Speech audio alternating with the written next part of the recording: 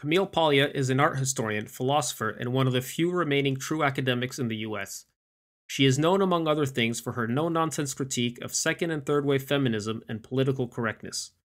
Her sharp, unfiltered wit and impressive mastery of history, culture, and the English language makes her an intellectual force to be reckoned with. The following is taken from the MUNK debate titled Gender in the 21st Century, Be It Resolved, Men Are Obsolete, where she argues against the position. Interestingly enough, she was on the losing side of this debate, which seems to prove her point that upper-class society is dangerously blind to the reality that the colossal infrastructure propping them up is almost entirely built and maintained on the backs and labor of working-class men. In this powerful monologue, she wipes the floor with feminist textbooks in a captivating and triumphant history lesson that would leave the world's most venerated orators in awe. So without further ado, Camille Paglia. Good evening. I'm looking for my 6 minutes to be set. Okay, good.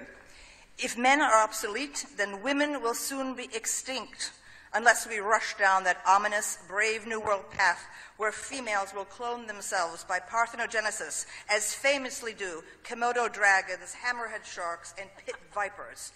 A peevish, grudging rancor against men has been one of the most unpalatable and unjust features of second and third wave feminism. Men's faults, failings, and foibles have been seized on and magnified into gruesome bills of indictment.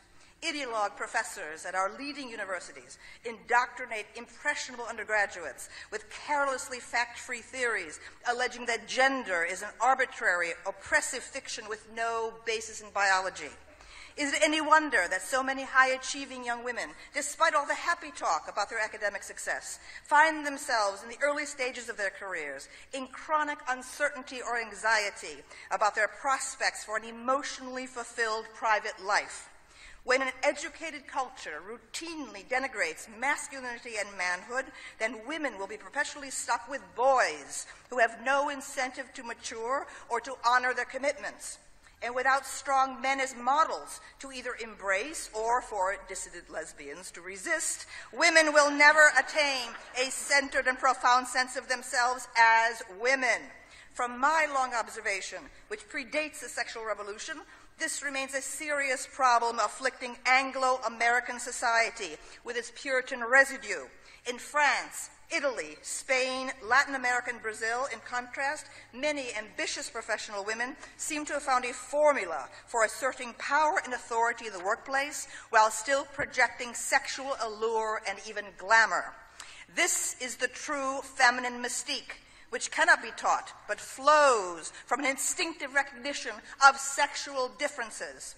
In today's punitive atmosphere of sentimental propaganda about gender, the sexual imagination has understandably fled into the alternate world of online pornography, where the rude but exhilarating forces of primitive nature rollick unconstrained by religious or feminist moralism.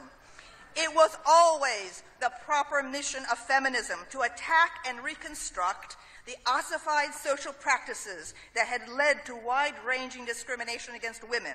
But surely it was and is possible for a progressive reform movement to achieve that without stereotyping, belittling, or demonizing men.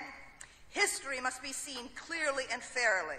Obstructive traditions arose not from men's hatred or enslavement of women, but from the natural division of labor that had developed over thousands of years during the agrarian period and that once immensely benefited and protected women, permitting them to remain at the hearth to care for helpless infants and children. Over the past century, it was labor-saving appliances invented by men and spread by capitalism that liberated women from daily drudgery. What is troubling in too many books and articles by feminist journalists in the U.S., despite their putative leftism, is an implicit privileging of bourgeois values and culture. The particular focused clerical and managerial skills of the upper middle class elite are presented as the highest desideratum, the ultimate evolutionary point of humanity. Yes, there has been a gradual transition. I'm going to have to skip. Oh my goodness, I have to skip what I'm going to talk about. The Hannah. Oh my goodness. Okay, well, I've got to skip. Oh Lord. Okay, all right. Okay. But Rosen's triumphalism about women's gains seems startlingly premature when she says of the sagging fortunes of today's working-class couples that they and we had, quote, reached the end of 100,000 years of human history and the beginning of a new era, and there was no going back, close quote.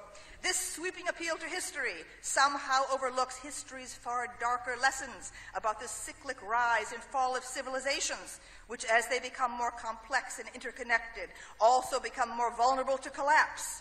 The earth is littered with the ruins of empires that believed they were eternal. After the next inevitable apocalypse, men will be desperately needed again. Oh, sure, there will be the odd gun-toting Amazonian survivalist gal who can rustle game out of the bush and feed her flock. But most women and children will be expecting men to scrounge for food and water and defend the home turf. Indeed, men are absolutely indispensable right now, invisible as it is to most feminists who seem blind to the infrastructure that makes their own work lives possible. It is overwhelmingly men who do the dirty, dangerous work of building roads, pouring concrete, laying bricks, tarring roofs, hanging electric wires, excavating natural gas and sewage lines, cutting and clearing trees, and bulldozing the landscape for housing developments. It is men who heft and weld the giant steel beams that frame our office buildings. It is men who do the hair-raising work of insetting and sealing the finely tempered plate glass windows of skyscrapers 30 stories tall. Every day along the Delaware River in Philadelphia, one can watch the passage of vast oil tankers and towering cargo ships arriving from all over the world. These stately colossi are loaded, steered, and offloaded by men. The modern economy, with its vast production and distribution network, is a male epic in which women have found a productive role, but women were not its author. Surely modern women are strong enough now to give credit where credit is due. Oh, I have to stop. More and more. I have to stop.